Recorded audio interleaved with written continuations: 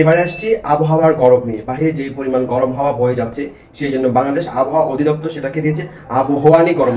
বর্তমানে কারোর স্ট্রাগল প্রকাশ পাচ্ছে না, কারণ মাথা ঘাম প্রায় পড়ার আগে সেটা বাষ্প হয়ে উড়ে যাচ্ছে।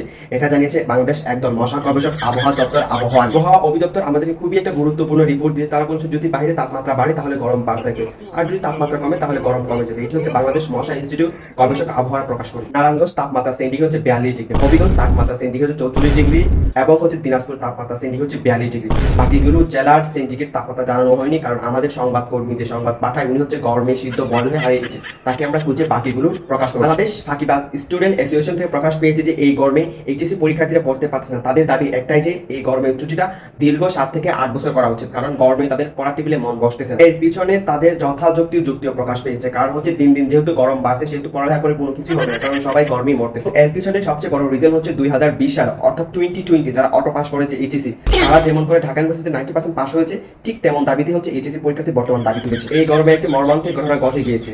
এক ভদ্রলোক তার বাড়ির পাশে পুকুরে গিয়েছে গোসল করতে, সেই গোসলখানায় সেই গরমের চাপে সে ঘুমিয়ে পড়ে। সেই ঘুমের কারণে সে পুকুরের তলে তলিয়ে গেছে, তাকে আর খুঁজে পাওয়া যাচ্ছে না। এই গরমের মধ্যে যাদের হার্টের প্রবলেম আছে তারা হাটে যাবে না, তারা কোলাহল থেকে বাজার করে নিয়ে আসবেন, কারণ হার্ট রোগীদের কিন্তু খুব দ্রুত মরার ইঙ্গিত দিয়েছে আবহাওয়া দপ্তর। অতএব সাবধান। এই গরমের মধ্যে সুস্থ থাকুন, ভালো থাকুন। পানি খাবেন না কখনোই, স্যালাইন খাবেন না কখনোই।